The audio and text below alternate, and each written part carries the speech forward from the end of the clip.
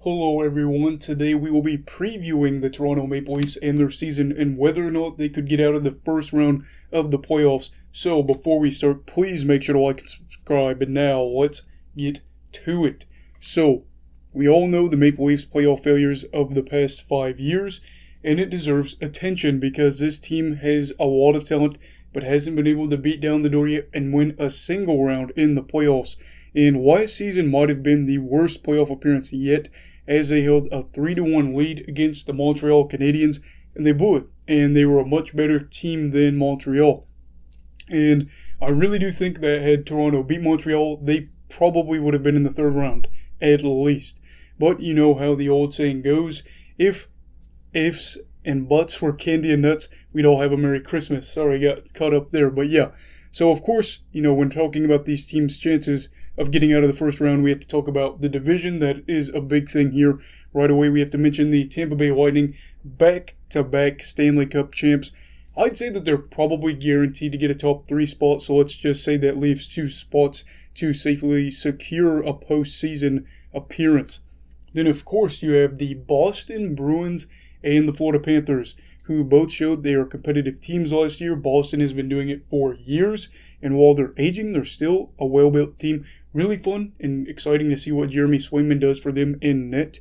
But yeah, now Florida is newer in terms of having a successful team, but Sam Reinhart could be the push they need to get back in the playoffs consecutive years. Now, then you have the Canadiens, who went to the Stanley Cup Finals. Realistically, I don't see them making the playoffs. Then, of course, you have the Buffalo Sabres, Detroit Red Wings, and Ottawa Senators. We really don't have to talk about them too much in this video, just because I don't see them being a team or teams that are in the hunt for the playoffs. Now, based off this group, Toronto already has a really good chance to grab a top 3 spot in the Atlantic Division, because again, I only expect 4 teams to kind of be in the thick of this towards the end of the year. And then the playoff matchup would depend on the Metro Division, but I really do think that if the Maple Leafs got to play the Panthers, I kind of like their odds, just how they stack up. Now, regardless of how the season goes, the players that we have to talk about, of course, whether it goes well or poorly, is the big 4 for the Maple Leafs. That is Mitch Marner, Auston Matthews, John Tavares, and William Nylander.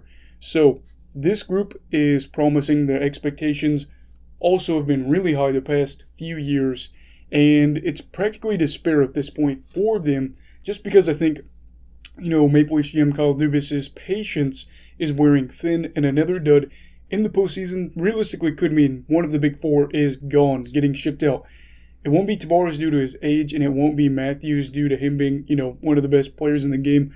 So that leaves Nylander or Marner, and I know a lot of people knock on Marner for a variety of things, especially the 18 straight postseason games. He hasn't scored a goal, but he's got 10 assists in that time. Now, Marner and Matthews play really well together, so I don't think it would be a good idea to split them up. That means Nylander could be on the hook, but there's no reason to panic just yet, Leafs fans. The Maple Leafs have been a really, really good team the past 5 years in the regular season, but the reality is there just cannot be any more excuses.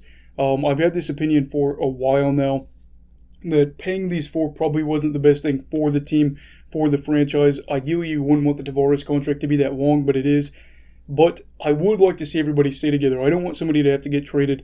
But in order to do so, this team not only has to make the playoffs, they have to win in the playoffs, because it's just not doing it anymore. A first-round exit just doesn't work. Now, if these players have big years, though, especially in the playoffs, and go on a decent run, I think that they could stick together for a long time if they're able to replicate this success that they could have this upcoming season. The thing is, though, they won a division title last year. That was nice. That's not winning a playoff series, and I think Dubas understands that. They haven't won a series since 2004, and that kind of changes the perspective on what that division title meant for them. And they are expecting much more from this core. They have to knock down the door and get out of the first round this year. Now, finally, the key part of this turnaround potentially will be the goalie tandem. Jack Campbell and Peter Mrazek are an interesting duo, and I am a huge fan of the Peter Mrazek signing for Toronto. By doing that, the Leafs have 2 good goalies compared to teams like Tampa Bay, where obviously they just have Vasilevsky. I can't remember who their backup was, McKelney this year, I think. But, for Toronto, that is a strength to have 2 good goalies like that. Now, Campbell is a little bit unproven, and last year certainly his best season to date. But Toronto has a really good blue line. like their top 4 pairing a lot, and it should make life easier. Now, as for Mrazek, he is not crazy old. I believe he's 29, somewhere around there, and has 275 games of NHL experience and has played in the conference finals. Something a lot of these, if not all these Leafs players, cannot say they've done. There might be a few guys on there, maybe Simmons, but he's the type of guy that wouldn't be a Vezina conversational guy that's in there every year for the Vezina, but he's a guy that I think will do really well in Toronto, Peter Mrazek. I'm not sure how many starts he'll get this year, but he has 2 seasons where he has played 50-plus games, so we'll have to see if he can shoulder that load. Maybe they'll split it up a little differently. We'll have to see. Now, again, neither one of these goalies are top 5 goalies, but you don't need them to be. This is a good team. It's got a good offense. It's got a good blue line. There are some players like Matthews that are good two-way players, and all it takes is for them to come together at the right moment, have a hot goalie, and that's good for them. Plus, if even one guy isn't capable, you can just switch goalies, and I think it could be all right for you. And that's a good luxury to have for them in net. So, with all that being said, do I think the Toronto Maple Leafs will win a playoff round this year? I'm going to say yes. I do think that they will.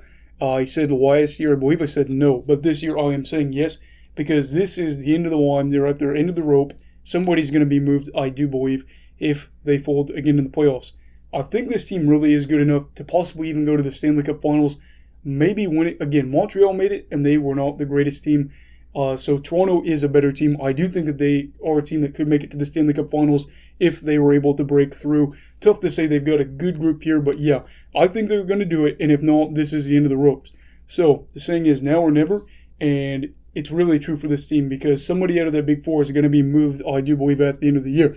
Now, do you think the Toronto Maple Leafs will win in the first round or farther this year in the playoffs, or will they miss it? Will they lose in the first round? Again, let me know down below. Everybody, please make sure to like and subscribe. Stay safe. Have a great night. You go love hockey, all right? Goodbye, Brigadiers and Brigadettes. This is your captain signing off. Have a great night.